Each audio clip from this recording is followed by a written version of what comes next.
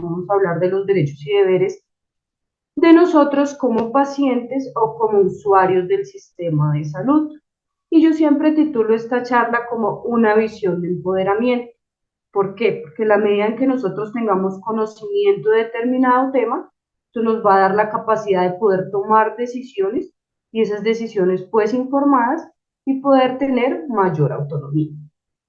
Entonces vamos a iniciar. Y en esta oportunidad quise traer un cuento para recordar pues nuestra infancia, o muchos somos padres y pues les narramos cuentos a nuestros hijos y vamos a manejarlo así. Y vamos a ver, esta historia ocurrió en Villa Lejana y vamos a ver si eso realmente nos pasa a nosotros como usuarios del sistema de salud. Entonces, iniciamos. Érase una vez un conejo que vivía en una villa lejana. Este conejo se había sentido un poco indispuesto, por lo que decidió ir al médico. Este lo valoró y le indicó una serie de exámenes que debía realizarse y unos controles con médicos especializados.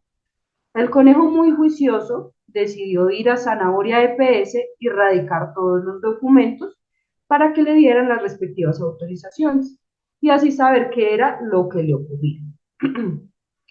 Pero al llegar allí, la funcionaria le indicó: por el momento no le puedo autorizar todo, porque no hay sistema. Por tanto, solo le dio las autorizaciones para las citas con especialistas. Con dichas autorizaciones, el conejo llamó y llamó muchas veces, y cuando logró que le contestaran, le dijeron que debía esperar un mes porque no había gente. El conejo pensó: ¿ahora qué hago? ¿Cómo accedo a mis citas? Sí, se supone que son muy importantes y prioritarias. Entonces, todos sabemos que esto no solo pasa en Villa Lejana, sino que nos pasa día a día, en muchas ocasiones.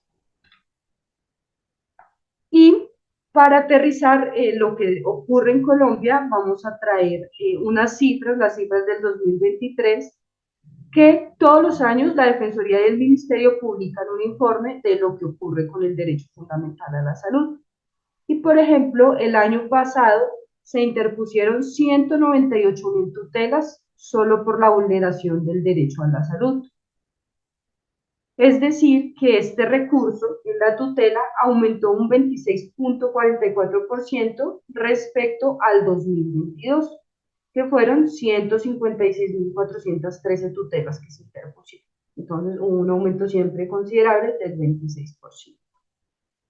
Otra cosa que ellos exponen, y es que la salud es uno de los derechos fundamentales más vulnerados en Colombia.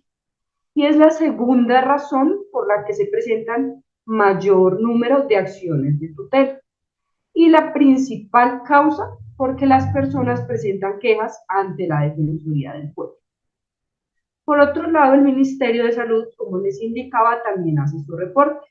Y ellos indicaron que habían tenido una cifra de 197.767 tutelas. Digamos que esta cifra coincide, muy poca la diferencia.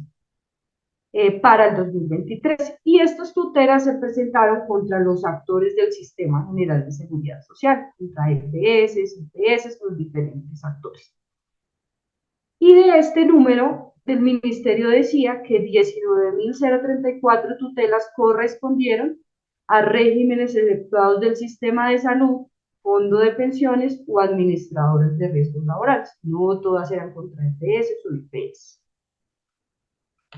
Y ahora vamos a ver por qué motivos se presentaron estas tutelas. Y hay diferentes causas, y sé que cada uno como usuario del sistema pues tenemos una causa diferente, pero lo que nos expone el informe es que las principales causas fueron por solicitud de servicio de tecnología, cuya prescripción por el médico tratante no estaba en el aplicativo IPRES. Sabemos que hay muchos servicios, muchos medicamentos que deben estar, el médico debe hacer la respectiva solicitud a través de un formato que es el MIPRES, eso ocurre aquí en Colombia, y pues digamos que a veces los médicos pues no lo suben, o lo suben de la manera que no es adecuada, o por ejemplo el medicamento no está dentro del sistema, entonces ellos hacen un formato de contingencia, pero pues a veces hay dificultades, o no se radica en el momento en que debe ser. Esa es una de las mayores dificultades. Lo otro es solicitud de medicamentos que no tienen un registro sanitario. Acá pues en Colombia está el INVIMA, que es la entidad encargada de dar pues ese registro, pero nosotros, por ejemplo, en enfermedades huérfanas manejamos mucho los medicamentos que se denominan medicamentos vitales no disponibles. Entonces no tienen un registro y hay que hacer un proceso debido para obtener una autorización de importación, un permiso que nos permita traer esos medicamentos al país. Entonces hemos encontrado que hay muchas barreras en todo el proceso y pues en todos los actores, entonces se demora mucho en que el paciente acceda a este tipo de medicamentos. La otra causa es por excepción de cuota moderadora y copago. Entonces, digamos que también para contextualizar, acá en Colombia, pues se manejan eso, cuota moderadora o copago, y es para tener derecho a acceder a esos servicios, hay que hacer unos pagos en determinadas situaciones.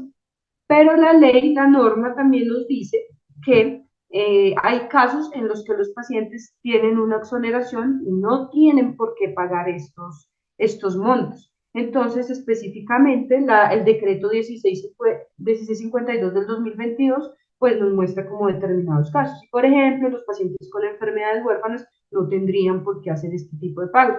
Los pacientes con enfermedades catastróficas, como cáncer, pacientes que han presentado quemaduras, allí digamos que este decreto nos dice de manera específica quiénes no deberían hacer estos pagos. Otra de las causas principales fue por demora en la autorización de citas de medicina especializada, procedimientos y tecnologías en salud. Y acá, pues digamos que incluye la autorización y también el agendamiento. Como se dieron cuenta en el caso, pues primero no le autorizaron una parte de las órdenes médicas y luego cuando llamó el conejito, pues no encontraba citas disponibles. Entonces, esos digamos que son las principales causas en nuestro país. Entonces, listo. El cuento los traje porque para que nos demos cuenta que es una situación de la vida real, no solo algo fantasioso. Y segundo, ¿por qué? Les decía, nosotros le contábamos cuentos a nuestros hijos. Y es porque antes esa relación médico-paciente o profesional de salud-paciente estaba basado en el paternalismo. Entonces, ¿qué pasaba? El médico era como el papá y tenía sus hijitos que iban y digamos que era una relación de que el hijito tenía que ser obediente y confiar en el concepto del médico y el médico pues tomaba las decisiones. Pero ahorita no, ahorita ese modelo cambió y esa relación se ajustó para darle mayor autonomía a los usuarios del sistema de salud. Por eso digamos que no me gusta tanto decir paciente, porque suena como algo pasivo, como que está ahí esperando. No, ahorita somos usuarios del sistema de salud y en la medida en que estemos más informados, pues podemos hacer un uso mejor y pues hacer que se protejan nuestros derechos, pero también pues en contraprestación a esos derechos, pues saber que nosotros también tenemos ciertos deberes, como ya se ha mencionado. Entonces, vamos a iniciar con los derechos. Y es saber y cuestionarnos y decir, bueno, ¿realmente yo conozco los derechos y deberes que tengo como usuario? Ya que mucha gente acá, digamos, que dice, listo, yo soy cotizante en el sistema de salud y tienen que proteger mis derechos, pero bueno, ¿cuáles son sus derechos o qué le tienen que proteger? Entonces, si hago ese pago, me pregunto si de verdad conozco a qué tengo derecho.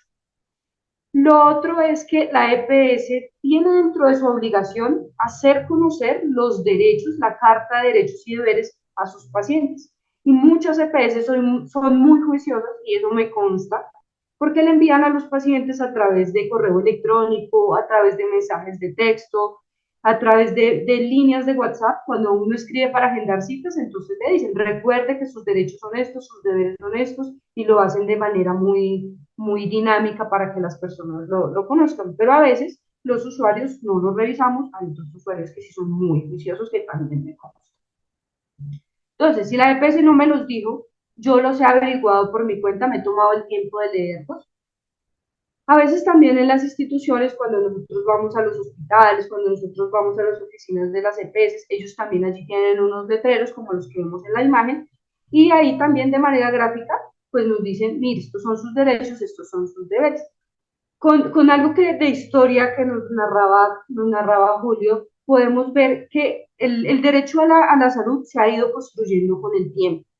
¿Y qué pasa? Antes ese derecho a la salud no era fundamental por sí solito, sino que iba de la mano del derecho fundamental a la vida. Entonces, cuando uno iba a radicar una tutela, entonces decía, mire, necesito que por favor me proteja el derecho a la salud en conexidad con la vida, iban a ir de la mano, pero posteriormente no, y le dijimos, no, el derecho a la salud hay que protegerlo solo, y dense cuenta que sirvió por las cifras que yo les mostraba. Entonces vemos que actualmente en la ley 1751 del 2015 nos dice, este derecho es autónomo, va solito, irrenunciable tanto en lo individual, nosotros como personas, como en lo colectivo.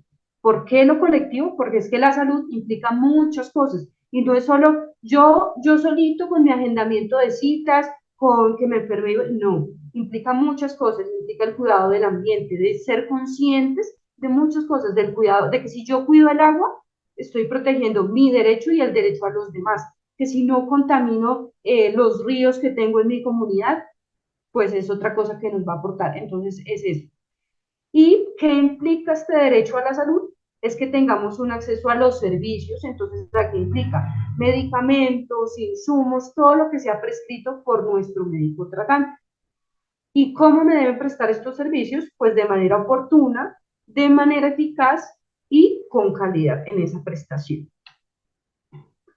Entonces, aquí vamos a hablar de algo también muy importante, y es que hay ciertos grupos poblacionales que tienen una debilidad manifiesta por su condición actual.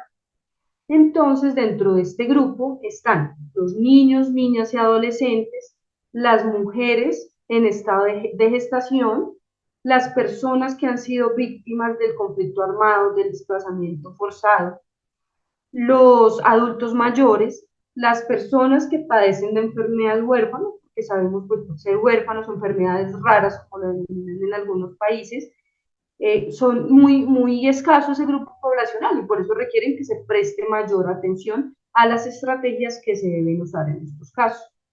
E igualmente se encuentran las personas en condición de discapacidad, cualquier tipo de condición de discapacidad, motora, auditiva, visual, cualquier tipo. Y por eso pues se les da esa denominación de sujetos de especial protección, ya que requieren ciertas garantías especiales y cierta visión especial, que se creen estrategias de interés público para garantizar sus derechos. Entonces, la ley 1751 nos muestra ciertos derechos que deben tener las personas y lo muestra de manera específica. Entonces, como ya lo mencionamos, pues está inmerso ese acceso a los servicios y tecnologías de salud, como lo dijimos, oportunos, eficaces y con calidad. La atención en urgencias. Y digamos que acá quiero decir una cosa, esto es lo que la ley nos dice y este es el ideal, pero vemos pues que no se da cabalidad y que este es el mundo ideal, pero pues por eso existen herramientas para posteriormente uno hacer proteger sus derechos, porque si no los conocemos y no sabemos qué es lo que está en la norma, pues no podemos hacerlos respetar o hacerlos valer. La atención en urgencias sin que sea exigido documento alguno o un pago previo, porque pues claramente está en riesgo la vida o en riesgo nuestra integridad física. Que haya una comunicación plena, permanente, expresa y clara con el profesional de salud, y este va unido al siguiente derecho, que es una información clara, apropiada y suficiente. Y esto va relacionado con lo que yo les decía. Ahorita no es que el médico es nuestro papá y nos dice ciertas cosas. Claramente él es el profesional, tiene la información. Pero ahorita hay muchos usuarios del sistema que dicen, mire, yo leí, yo revisé, doctor, ¿cómo podemos manejar esta? Yo leí que había cierta terapia y ya el doctor nos dirá, venga, si usted tiene razón, lo podemos mirar, o definitivamente no, porque no hay cierta evidencia. Pero la idea es que como usuarios nos apersonemos y podamos preguntar y aclarar dudas con el profesional de salud. Que se hagan las prestaciones de salud de acuerdo a la ley y por eso, vuelvo y reitero, pues estamos conociendo qué dice la ley. Si no lo sabemos, pues cómo vamos a discutir algo. Que haya un trato digno en todo nuestro proceso de atención, sea consulta externa, sea hospitalización, sea urgencia, cirugía, siempre que se maneje un trato digno, respetando nuestras creencias y nuestras costumbres. Igualmente, en la historia clínica de quién es, del paciente, y debe tratarse de manera confidencial, a menos que, por ejemplo, uno quiera participar en un estudio y dé la autorización, pero solo a través de autorización y un consentimiento firmado, pues podemos permitir que accedan a nuestra historia clínica. De lo contrario, no, porque son nuestros datos y es información muy privada que se está manejando allí. Lo ideal también es que la prestación de los servicios sea a través de profesionales de salud que estén debidamente capacitados y debidamente autorizados con todas las licencias, digamos, profesionales que deban tener y los requisitos pues que exija cada país. Bueno, este va muy ligado al primero y es acceso oportuno también a las tecnologías y medicamentos. Y como vimos, pues es uno de los derechos más vulnerados que nos indica pues los diferentes informes de la Defensoría y del Ministerio. Igualmente, pues que la prestación del servicio sea con higiene, seguridad, respeto a la intimidad. Siempre debemos recibir información. Así como la EPS nos informa los derechos y deberes, la idea es que también nos informen los canales a través de los cuales podemos presentar peticiones, quejas, reclamos y solicitudes, que también he visto que, por ejemplo, por medio de las oficinas virtuales, ellos siempre, digamos, que publican, muchos muy juiciosos publican la forma en la que se puede hacer y han ayudado a que se haga por llamada o acercarse a la oficina para que se disminuyan esas barreras a pacientes que tienen difícil acceso o que no tienen acceso a las tecnologías, a Internet. Entonces han mejorado mucho ese tema. Y también lo ideal es que nosotros, como estamos aportando el sistema, también podamos ser veedores de esas cuentas y poder acercarnos y digamos que tenemos la autonomía total de decir, bueno, necesitamos saber. Y también las EPS han hecho eso, a veces hacen reuniones y listo, vamos a mostrarle en qué estamos en cuanto a el manejo de recursos. Otros de los derechos, entonces, pues que se nos trate con dignidad, no tratos crueles o inhumanos. Lo otro es no trasladar esas cargas administrativas o burocráticas a nosotros como pacientes. Y es, digamos que yo digo, bastante tiene uno ya con la carga de su enfermedad, con la carga de sentirse mal, para tener que decir, como no, mire, este documento el doctor lo dejó mal, que no lo hace por malo, sino que muchas veces pues se pasa por el tiempo, o no sé, en la oficina se equivocaron. Pues no, tiene que ir usted a arreglarlo. No, lo ideal no es eso, lo ideal no es eso porque no es la carga que le corresponde al paciente, pero lo que les digo, es el mundo ideal. También que se agoten las posibilidades del tratamiento. ¿Mm? Por eso también hay que estar informados y decirle, doctor, mire, yo conozco esto y esto, y también de manera muy respetuosa aceptar o buscar un segundo concepto cuando nuestro médico tratante pues no estuviese de acuerdo o tuviera la suficiente información, pero nos dijera, no, podemos pedir un segundo concepto, que también no, sería el deber de la EPS de proporcionar. Lo otro es aceptación o negación de donación de órganos. Listo. Hasta aquí vamos con los derechos y con todo lo que podemos reclamar a nuestras entidades prestadoras de servicios de salud. Pero como en toda relación, así como yo espero que me den, que me den, que me den, también tengo que dar y también estoy en la obligación de, como les dije ahorita, dar una contraprestación. Entonces aquí están los deberes. Y el principal deber, y a mí personalmente me parece el más importante, es propender por ese autocuidado de nosotros y de nuestra familia y de nuestra comunidad. Porque de nada sirve si el doctor nos dice, mire, para que usted se sienta bien, le voy a dar esto, tiene que hacer ejercicio, tiene que cuidarse de su dieta. Y yo, listo, la EPS me garantizó la cita con un buen profesional, el profesional me dio lo que yo tenía que recibir y listo, todo perfecto. Pero yo llego a la casa y digo, no, pues qué, y sigo comiendo igual, no hago ejercicio, entonces de nada sirve y se pierde pues como todo el esfuerzo del camino y todo lo logrado en el camino. Este va también muy relacionado y es atender oportunamente las recomendaciones. Si a mí me dicen, mire, necesito un antibiótico y es este y este, lo debo iniciar ya cada 6 horas. Yo no lo hago, me lo tomo a la semana y digo, doctor, estoy mal. ¿Por qué está mal? Pues porque no inició de manera oportuna las recomendaciones del médico. Igualmente debo actuar de manera solidaria ante situaciones que pongan en peligro la vida de los demás, pues esto digamos en la medida de lo posible que yo pueda garantizar. Y aquí también va muy ligado a lo que yo les decía, el cuidado del agua. Yo no puedo decir, no, voy a ir esto que me sobró de aceite del carro, lo voy a desechar en un río, en un lago, pues es que esto también está poniendo en peligro la vida de los demás. Lo otro también importante es respetar al personal de salud que está responsable de esa prestación de servicios, porque a veces, claro, hay cosas que se les salen a los funcionarios de las manos. Y lo que decíamos, por ejemplo, bueno, se dañó el sistema, pues yo no puedo ponerme a pelear, pero miren, no, hay que también ser respetuosos de ciertas cosas, en la medida pues de lo que uno pueda tolerar, pero nunca faltando al respeto. Usar de manera adecuada y racional los recursos, cumplir pues las normas del sistema de salud, siempre actuar de buena fe y siempre, siempre también es muy importante suministrar de manera oportuna y suficiente la información. Si yo quiero un tratamiento, pero le niego cosas a mi especialista tratante, le oculto cosas, pues es muy difícil, porque vuelvo al mismo ejemplo. Yo digo, doctor, mire, sigo mal, y el doctor va a decir, ¿usted se tomó el antibiótico? No, sí, sí, sí, yo me lo tomé. Bueno, pues estamos actuando ahí con mentiras y el doctor puede que nos suba un antibiótico más fuerte, pero pues de nada va a servir porque nosotros no estamos dando la información que es para que el médico sepa cómo actuar. En cuanto a las enfermedades huérfanas específicamente, nosotros, pues acá tenemos la ley 1392 del 2010 y esto va ligado pues a que los pacientes con este tipo de patologías pues son sujetos de especial protección y la idea es que el gobierno nacional pues enfatice en garantizar su calidad y su expectativa de vida, teniendo en cuenta ciertas condiciones como son la disponibilidad, el equilibrio financiero, accesibilidad y pues tener ciertos estándares de calidad en la prestación de los servicios.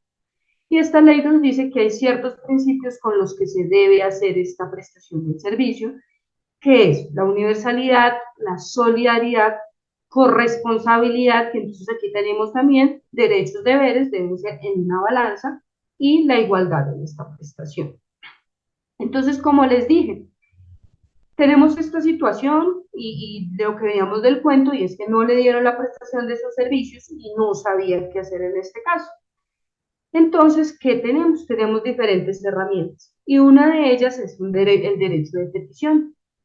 Aquí en Colombia está regulado por la ley 1755 del 2015 y es hacer una petición respetuosa de lo que nosotros necesitamos. En este caso, pues el día. Me dieron la orden médica, me acerqué a la oficina y realmente me generaron unas autorizaciones, otras no, llamé y no tengo la oportunidad y la posibilidad de acceder a la cita que necesito. Entonces, quiero que usted de EPS me ayude a resolver mi caso. Y muchas veces las EPS a través de este derecho de petición, pues dan respuesta.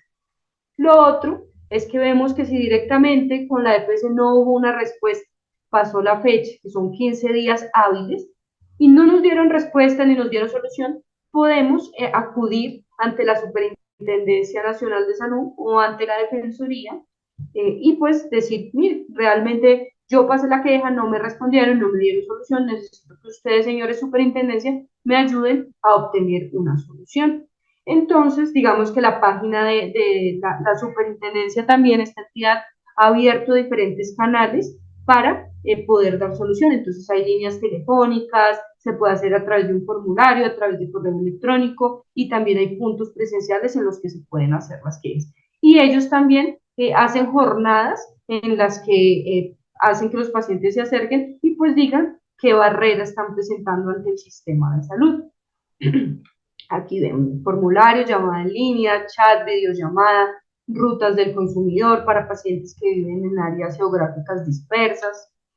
Y esto es como un ejemplo del formulario. ¿Y qué pasa? Fuimos ante la superintendencia y aún así tampoco, que nos pasa mucho. Entonces tenemos ya la acción de tutela y decimos, listo, mire, yo ya agoté todos estos mecanismos, esto en caso de que no sea algo que ponga en riesgo inminente nuestra vida. Ya si es algo que pone en riesgo inminente nuestra vida, o por ejemplo, un paciente con cáncer que necesita cosas urgentes, pues podemos acudir a la tutela directamente. ¿Y la tutela qué es? Pues es una garantía constitucional que tenemos como ciudadanos para que se nos proteja de manera inmediata nuestro derecho. Y como decimos, en este caso, pues, ¿cuándo procede? En este caso, pues tiene que ser un derecho fundamental que ya dijimos que es la salud. Y acá, pues claro, van pegaditos varios derechos, y es pues el derecho a la vida, que lo que les digo ya son solitos, pero uno puede invocar y decir, claro, si a mí se me está afectando la salud, pues también se me está afectando la vida, se me está afectando el derecho a la seguridad social, a la integridad física, a la integridad emocional, a la dignidad humana, se pueden vincular a ese derecho fundamental a la salud. ¿Cuándo procede también? Pues cuando esa vulneración o amenaza pues se origina de la acción o omisión. Hicieron, dejaron de hacer y o lo que hicieron pues claramente atenta contra ese derecho que yo estoy pidiendo que se me proteja, ¿cierto? Y pues cuando ya no encuentro otro medio, entonces en el caso dijimos, mire, ya pasé derecho de petición, ya pasé que la supresión y aún no me dan esa cita, entonces tengo la tutela. Cuando no es procedente, cuando yo tengo otros recursos, cuando yo tengo otras maneras de agotar mi protección al derecho, cuando se trata de derechos colectivos, porque en ese caso ya hay otro mecanismo aquí en Colombia que se maneja para proteger esos derechos. Cuando ya el daño está hecho y lamentablemente es muy triste y nos ha pasado porque es una realidad y a veces las pasadas nos llegó un fallo de tutela y no, pues no procede, no procede porque el paciente ya había fallecido, pues ya murió y ya no pudo tener acceso a su quimioterapia, pues nada que hacer. Y cuando el acto pues sea general, impersonal o abstracto. O sea, acá, claro, no es personal porque es el derecho que se me está vulnerando aquí y es en concreto porque estoy diciendo de manera concreta la situación que me está afectando y el derecho que se me está vulnerando. Entonces, la acción de tutela también, digamos que nosotros desde las diferentes fundaciones apoyamos a los pacientes para que las tutelas queden muy bien argumentadas, con varios fundamentos y sea como un poco más fácil dar a entender a las personas que están en el juzgado para que los puedan amparar nuestros derechos. Pero en realidad no se requiere de mucha formalidad y muchas veces se puede de manera verbal, es decir, usted puede ir al juzgado y decir, mira, me están vulnerando este derecho por esto y esto, presento las órdenes médicas, presento las pruebas y ya con esto debería quedar constituida esta acción de tutela. Tan pronto yo presento esa acción de tutela, tengo 10 días hábiles siguientes para que me den esa respuesta para que salga ese fallo a favor. ¿Qué pasaría, por ejemplo, y esto digamos que son términos que se manejan aquí en el país, si ese fallo me dice no, no le va a proteger esos derechos y ya, eso quedó así? Entonces yo tengo la posibilidad de impugnar ese fallo, de decir no estoy de acuerdo con ese fallo y dentro de los 3 días siguientes, tengo hasta 3 días siguientes para presentar esa impugnación, es decir, no estoy de acuerdo. Y ese trámite de esa impugnación, pues la idea es que en 20 días siguientes hábiles a que yo presente ese documento, pues salga ese fallo y me diga, sí, venga, confirmo lo que dijo el juez o definitivamente no, lo revoco y voy a ordenar que usted pueda acceder a lo que está pidiendo. Ya, por ejemplo, listo, salió el fallo a favor y los fallos dicen, ordénese a la EPS tal o a la entidad tal, lo que sea, que se proteja el derecho fundamental a la salud y, acorde a esto, ordenar que se asigne la cita de medicina especializada y se autoricen los exámenes médicos. Pero, y le dan un tiempo determinado, por ejemplo, dan 48 horas. Pasan las 48 horas y la EPS aún con ese fallo de tutela no nos da, entonces tenemos la opción de erradicar un incidente de desacato. Y es decirle al juez, mire señor juez, usted ordenó en su fallo, ordenó esto y esto, pero aún así la EPS o la IPS o bueno, determinante no quiere responder, entonces tengo como esas medidas para ayudarme en que sea protegido mi derecho fundamental a la salud. Era eso, básicamente.